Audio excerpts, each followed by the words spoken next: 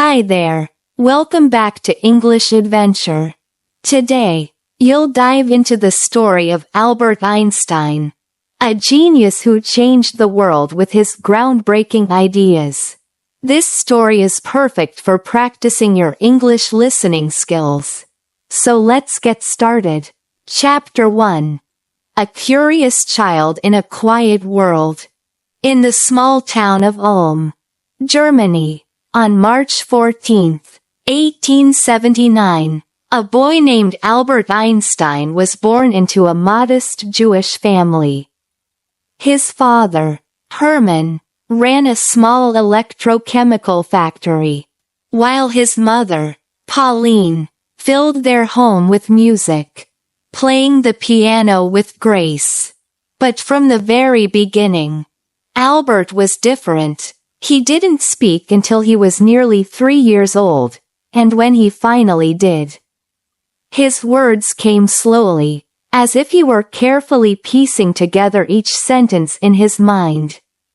His parents worried he might never catch up with other children. Teachers called him slow and dull, and one even suggested he might be better off leaving school altogether. But what they couldn't see was the spark of curiosity burning inside young Albert, a spark that would one day light up the world of science. Albert's early years were marked by solitude. He didn't enjoy the rough games other boys played, preferring instead to sit alone with his thoughts. At the age of 5, he was given a compass by his father, and it became his greatest fascination. The way the needle always pointed north, no matter how he turned it, seemed like magic to him. He would spend hours turning the compass in his small hands, wondering what invisible force could make it move. That compass wasn't just a toy. It was the beginning of a lifelong obsession with understanding the mysteries of the universe. By the time he was 10, Albert's family had moved to Munich, where he attended the Luitpold Gymnasium, a strict school that emphasized rote learning and discipline. Albert hated it. He found the lessons boring, the teachers harsh, and the endless memorization unbearable. He once said, "I'd rather think for myself than memorize what someone else tells me." His rebellious streak often got him into trouble, but it also revealed his unique way of thinking. While other students memorized Latin verbs, Albert was daydreaming about the laws of nature, asking questions no one else seemed to care about. Why does the sky look blue? What makes the stars shine? How fast does light travel? At 12, Albert discovered a geometry textbook that changed his life. He called it his holy little geometry book, and devoured it in days, teaching himself theorems and proofs far beyond his grade level. The beauty of mathematics captivated him. It was like a language that explained the world in ways he'd never imagined. But his teachers didn't appreciate his independent mind. They saw his questions as disruptions, his daydreaming as laziness. One teacher famously told him, "Einstein, you'll never amount to anything." Those words stung, but they didn't stop him. Instead, they fueled a quiet determination to prove them wrong. Albert's family faced their own struggles during this time. His father's business failed, forcing the Einsteins to move to Italy, leaving Albert behind in Munich to finish school. At 16, alone and miserable, he made a bold decision. He dropped out. He reunited with his family in Italy, promising to find his own path. It was a risky move, but Albert wasn't like other boys his age. While his peers were preparing for traditional careers, Albert was chasing something bigger, a dream to understand the universe. driven by an insatiable curiosity that would one day change the course of history. Chapter 2. A mind that never stopped questioning. After leaving school, Albert faced an uncertain future.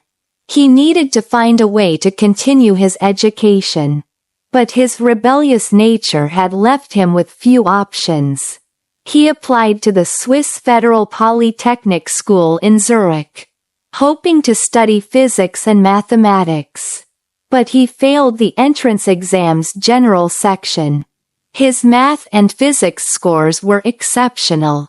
But his lack of preparation in other subjects, like French and history, held him back. The school's director, recognizing his talent, gave him a second chance, if he could complete a year of secondary school in Switzerland. He could reapply. Albert seized the opportunity, moving to Aarau, Switzerland, at 17 to finish his studies. In Aarau, Albert thrived. The school encouraged independent thinking. And for the first time, he felt free to explore his ideas. He graduated in 1896 and was accepted into the Polytechnic, where he began studying to become a physics teacher. But even there, Albert stood out as an unconventional student. He often skipped lectures he found boring, preferring to study on his own in the library or at home. He borrowed notes from friends, like his classmate Marcel Grossman, who would later become a lifelong ally.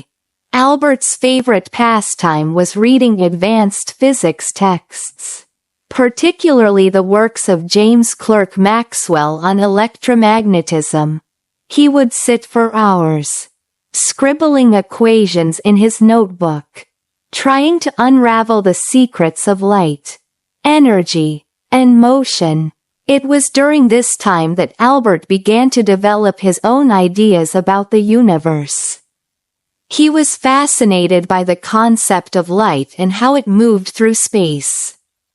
At 16, he had imagined what it would be like to ride alongside a beam of light, a thought experiment that stayed with him for years. What would he see? Would time slow down? Would the world look different? These questions weren't part of his school curriculum, but they consumed his thoughts. He wrote in his journal, "I want to understand the thoughts of God. The rest are just details." After graduating in 1900, Albert struggled to find a job. Despite his brilliance, his rebellious attitude and lack of academic connections made him an outsider. He applied for teaching positions, but no one would hire him. For 2 years, he lived in near poverty, taking on odd jobs like tutoring and working as a substitute teacher. His father, disappointed, called him a failure, but Albert refused to give up. In 1902, with the help of Marcel Grossman, he secured a position as a clerk at the Swiss Patent Office in Bern. It was a modest job, far below his abilities, but it gave him stability and time to think.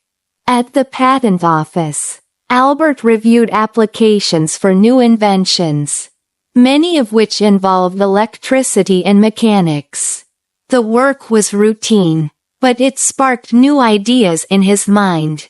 He spent his days analyzing technical drawings and his evenings working on his own theories. In 1905, at the age of 26, Albert published 4 groundbreaking papers in the journal Annalen der Physik. This year would later be called his miracle year. One paper introduced the theory of special relativity, which revolutionized physics with the famous equation E=mc². Another explained the photoelectric effect, showing how light behaves as both a wave and a particle, a discovery that would win him the Nobel Prize in 1921. These papers turned Albert from an unknown clerk into a scientific genius. But his journey was far from easy. Albert's ideas were radical, and many scientists dismissed them at first. His theory of relativity challenged Isaac Newton's long-accepted laws of motion, suggesting that time and space were not absolute but relative to the observer. It was a concept so strange that even some of his peers called it absurd. But Albert stood by his work, confident in the logic of his equations. Over the years, experiments began to confirm his theories. And by 1919, when a solar eclipse proved his prediction about the bending of light, Albert Einstein became a global celebrity. Newspapers hailed him as the new Copernicus, and he was invited to speak at universities around the world. Despite his fame, Albert remained humble and curious. He continued to research, developing the theory of general relativity, which explained gravity as a curvature of spacetime. He also worked on a unified field theory, hoping to connect all the forces of nature into one equation, a dream he never fully realized. Throughout his life, Albert faced challenges, from anti-Semitism in Europe to political turmoil during World War II. He fled Nazi Germany in 1933, settling in the United States, where he spent his later years at Princeton University. But no matter the obstacles, his passion for learning never wavered. He once said, "The important thing is not to stop questioning. Curiosity has its own reason for existing." Chapter 3. A Legacy of Curiosity and Inspiration. Albert Einstein's life is a testament to the power of curiosity and perseverance. From a boy who spoke late and struggled in school to a man whose theories reshaped our understanding of the universe, his journey shows that success doesn't come from following the crowd. It comes from following your passion. Einstein didn't let failure stop him. When he failed the entrance exam to the Polytechnic, he studied harder. When he couldn't find a job, he kept learning. When his ideas were mocked, he stood firm. His story teaches us that learning is a lifelong adventure, one that requires courage, patience, and an unwavering desire to understand the world. For those of you learning English, Einstein's journey offers a powerful lesson. Just as he faced challenges in understanding the laws of physics, you might face challenges in mastering a new language. English, like science, can seem daunting at first. New words, complex grammar, unfamiliar sounds. But if you approach it with the same curiosity Einstein had for his compass, you'll find that every step forward brings you closer to your goals. Start small. Learn a new word each day. Practice a sentence, or listen to a story like this one. Over time, those small efforts will add up. Just as Einstein's years of questioning led to his greatest discoveries, Einstein's story also reminds us to live with passion and purpose. He didn't chase fame or wealth. He chased understanding. He followed his dreams, even when the path was uncertain. And in doing so, he changed the world. What are your dreams? Maybe you want to speak English fluently, travel the world, or share your own ideas with others. Whatever your goal, let Einstein's curiosity inspire you to keep learning, keep questioning, and keep moving forward. As he once said, A person who never made a mistake never tried anything new. Don't be afraid to make mistakes in your English journey. They're proof you're trying, growing, and getting better every day. At English Adventure, we're here to support you on your learning journey. Just as Einstein found wonder in the mysteries of the universe, you can find wonder in the beauty of the English language. Our channel offers stories like this one to inspire you, practical lessons to improve your skills, and a community to cheer you on. So, come back every day for a new adventure, whether it's a story, a vocabulary lesson, or a speaking tip. Subscribe, turn on notifications, and let's learn together, with passion and perseverance. Just like Albert Einstein, you can achieve greatness. That's all for today's story about Albert Einstein. Let's take a lesson from him. Every question you ask in English brings you closer to fluency. Stay curious, dear friends, and share one new word you learned today in the comments. Let's keep exploring together. Your feedback fuels our community. So tell us what you loved or learned about Einstein's story. Don't forget to drop your thoughts below and have a great day. Get ready for more adventures, because we'll see you in the next video with another fascinating tale. Keep dreaming, keep learning, and let's make your English journey extraordinary starting right now.